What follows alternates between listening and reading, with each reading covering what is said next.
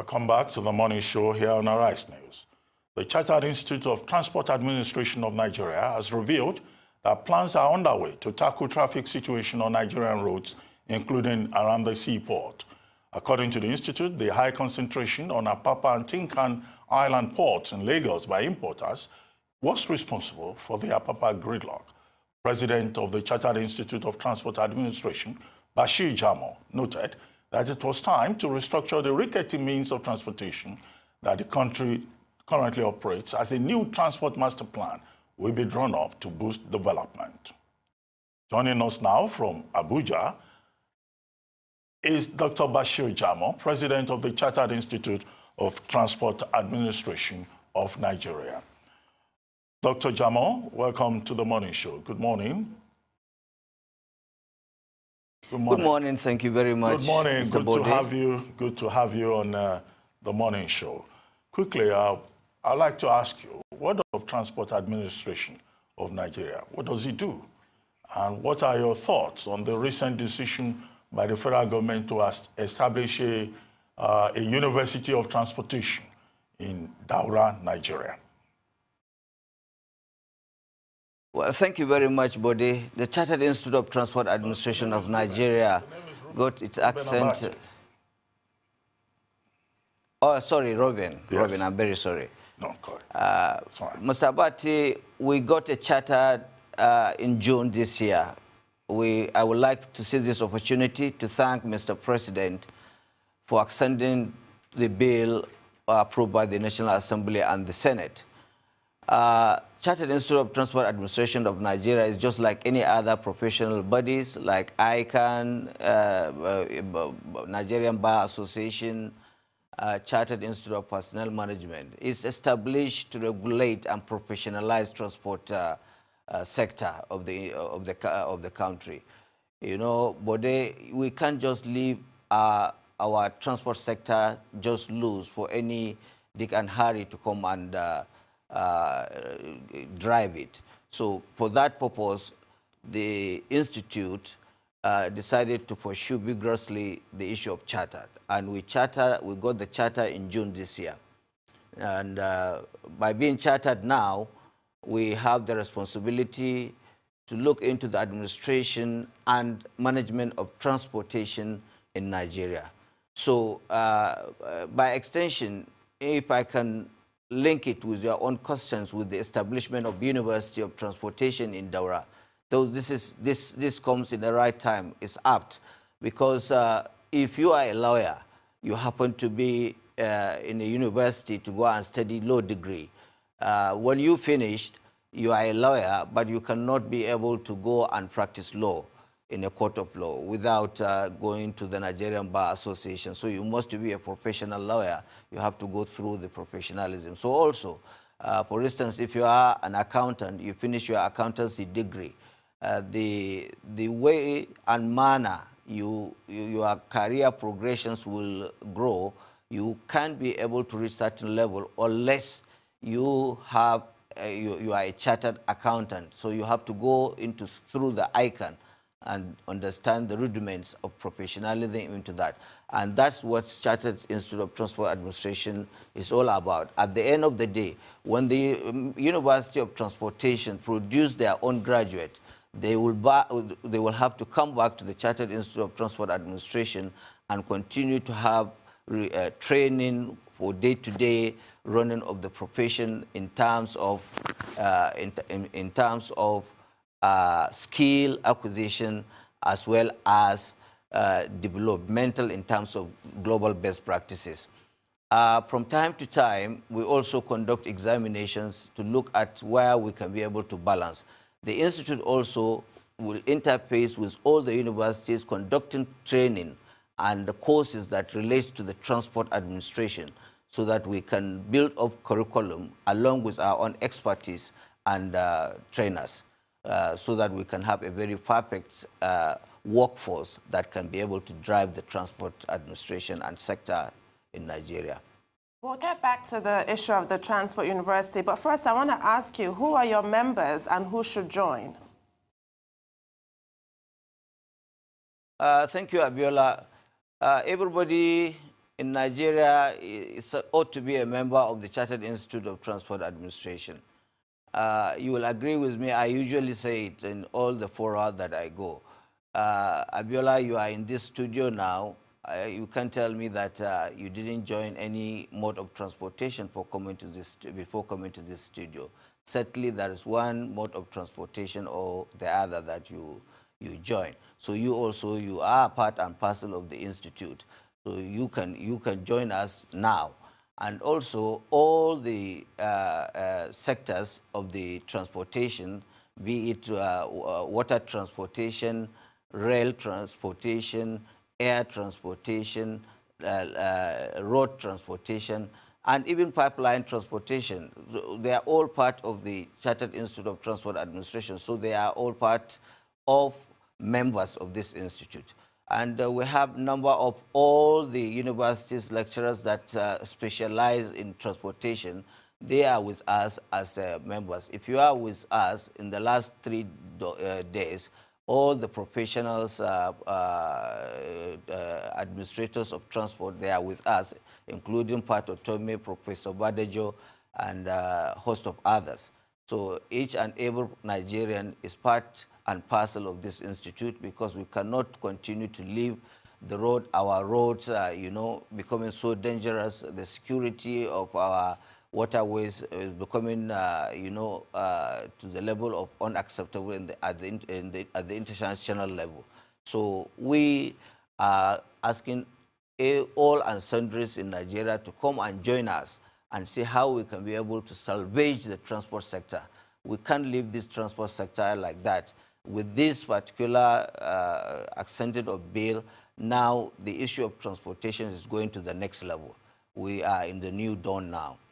Well, I mean, I assume that the Chartered Institute of Transport Administration is an autonomous body, independent.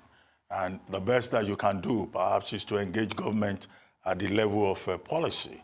I don't imagine that your institute will be involved in, the execution of projects. Or can you in any way compel government to carry out certain projects? What exactly do you think is wrong with the transportation system in Nigeria? And what, in your opinion, needs to be done? Because either in Lagos or anywhere, or with aviation or with rail, Nigeria just seems to be crawling, with implications for economic growth and development. Well, thank you very much, Bode. Your observation is apt and correct. We are just like advocacy body. Whatever we look, we sit down and look at in terms of policy formulation of government, we analyze it, and we will now have to advise government on the best way possible to go about it. We don't have any powers to impose any project or otherwise. But our own duty will be advocacy. This time around, we will not be silent advocates.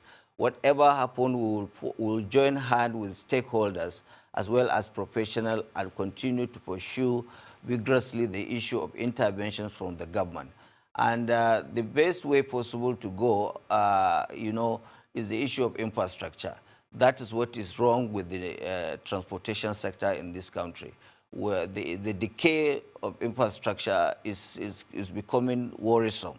And we observe a lot of concentration of road infrastructure, and now we are going to the rail. For instance, if you travel all over the country, you will see most of the roads are now under construction, some under repairs. And then on the rail issue, you can see Abuja, Kaduna has been working for quite some time now, more than 1 year now. And then the Honorable Minister of Transportation just announced pre-ride from Lagos to Ibadan, meaning that the rail system from Lagos to Ibadan is okay now for use. And then we will soon start the issue of joining Ibadan to Lokoja, from Lokoja onward to Abuja, also from Maiduguri to Port Harcourt. So these things is very encouraging for government. The Institute will continue to advocate on way and manner that we have to continue to improve within shortest possible time. we understand the problem of finances with government. So we are trying to see how we can advise government on the issue of best way investment, foreign direct investment on our own infrastructure, either through PPP arrangement or through build, operate, and transfer, and then as well as the issue of build, own, and transfer. So all this one, our summit will try to address those one and advise that to government accordingly. Thank you, Dr. Jamoh. As you've said, while there's great strides being made, some problems continue to prove intractable. And the first thing that comes to mind is the Apapa gridlock, which has defied solution so far. Now, you have proposed your own approach, which involves using volunteers. Can you expand on that and tell us why you think that will work, where other attempts to tackle this problem have struggled? Abiola, our decision to introduce volunteer groups will not salvage the problems of Apapa gridlock. There are major problems with the Apapa. You see, the concentration of road transportation in Apapa is the major things. Our population is increasing 2.6% every year. The Apapa and Tin-Can Island port was, was built sometimes in the 70s. You can imagine the country's populations in the 70s and the population of Nigeria today, with the approximate 2.6 increase in terms of population every year by United Nations. And we don't have corresponding increase in terms of infrastructure. So the Apapa Tin-Can Island two roads that linked to the ports, is overstretched. And, for quite some time, Apapa Oshodo road that links to Tin-Can Island has been bad. So most of the times, the trunkers use the Western Avenue Road. That's the only road that links to the port now, which is very viable. With this, it's going to be very difficult, our volunteer group, to be able to solve these problems. We introduced a volunteer group just to ease the hardship of the common people around Apapa. But at the end of the day, this summit will now come and propose solution in terms of short-term, medium-term, and long-term. Dr. Jamoh, on that note, we need to take a short commercial break, and then we'll return and the conversation will continue. Stay tuned.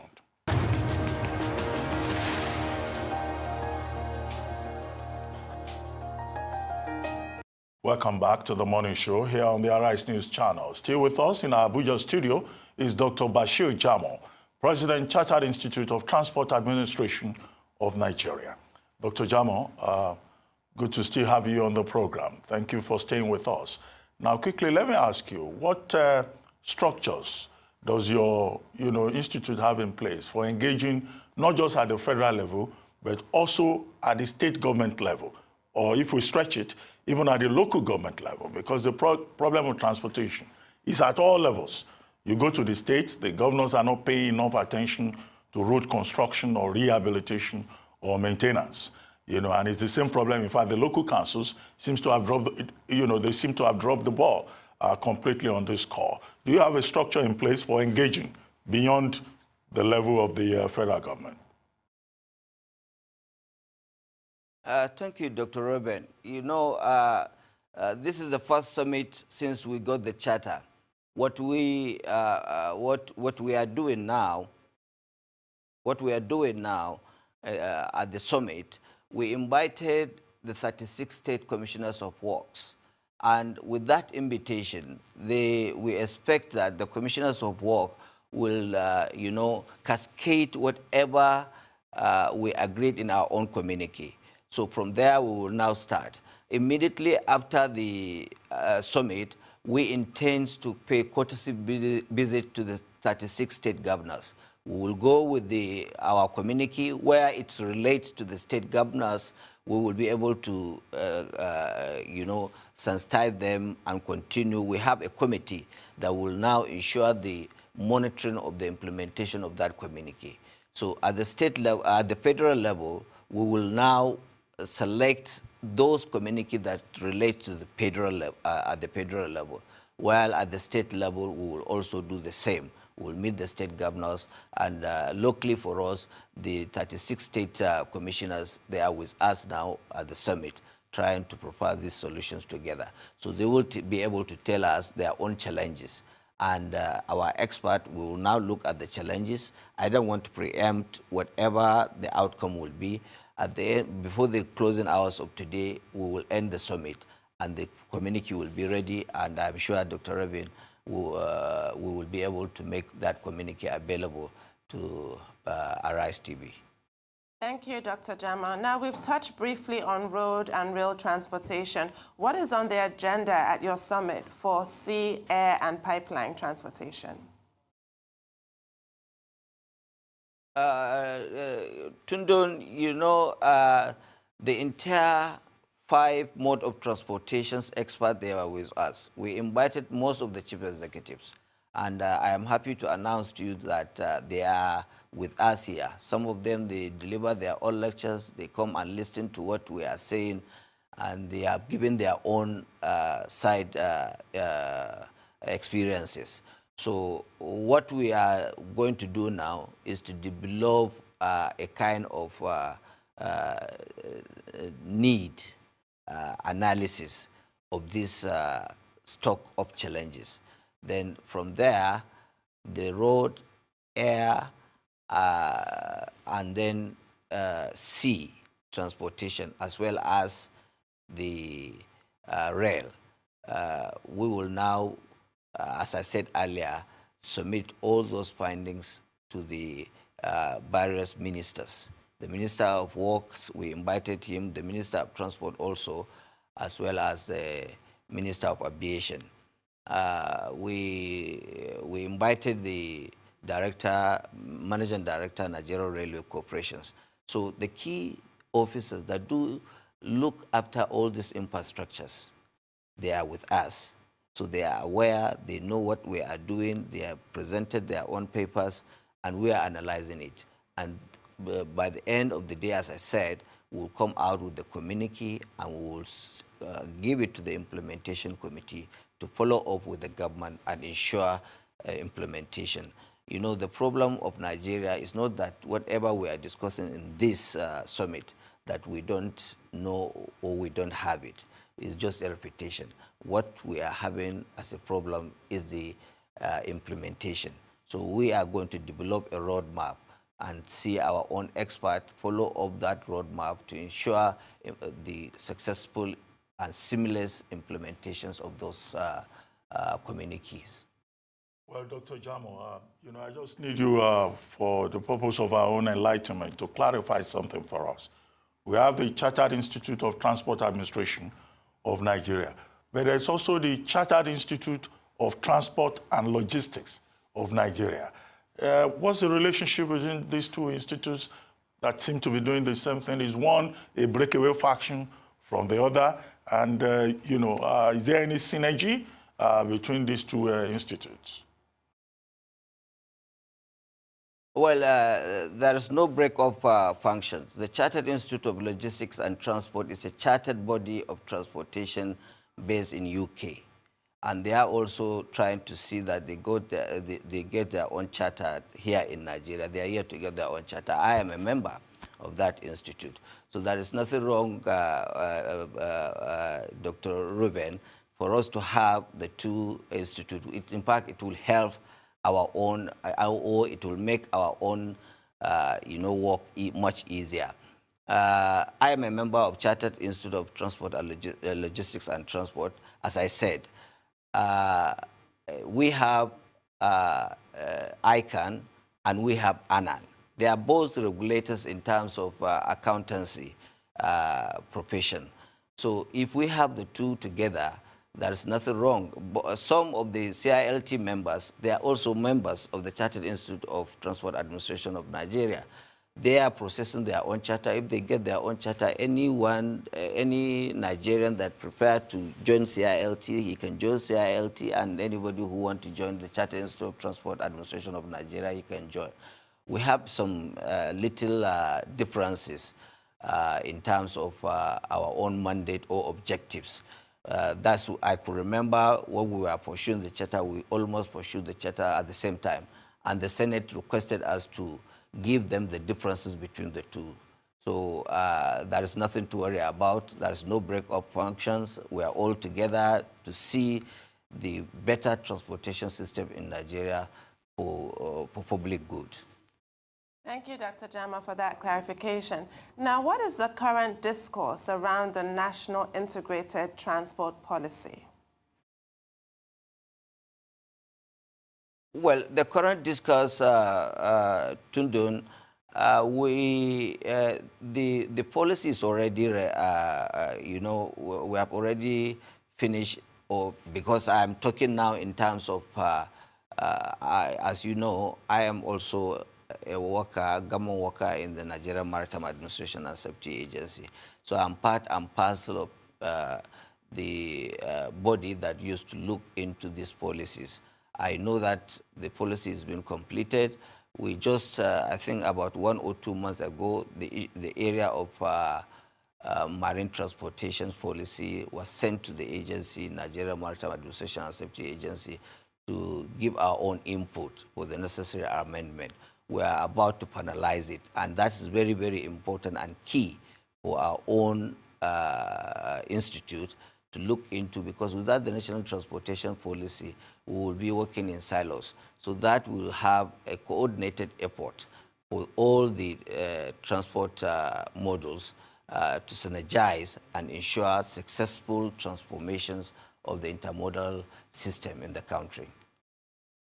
Well, quickly, we'll have to go shortly, but if you were to advise the federal government as to what to do urgently, and maybe the Lagos state government, about the Apapa Tin-Can gridlock, what will you be saying to the relevant authorities?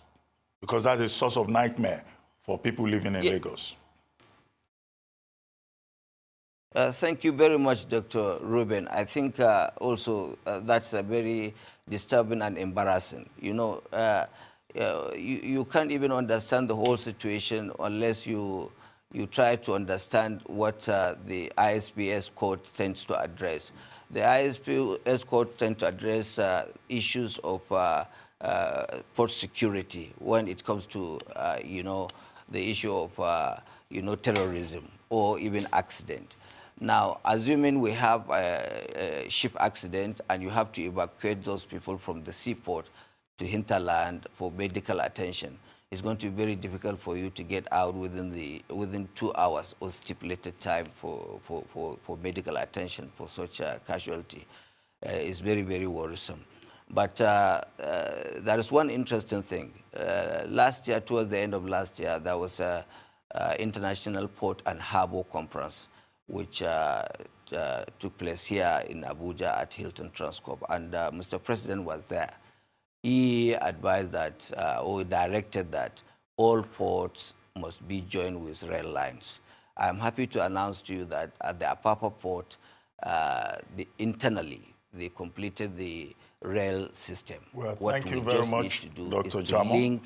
Thank you, Dr. Jamoh. We'll have to go. Maybe another day we'll invite you back so that we just focus on the Apapa gridlock. But thank you very much indeed.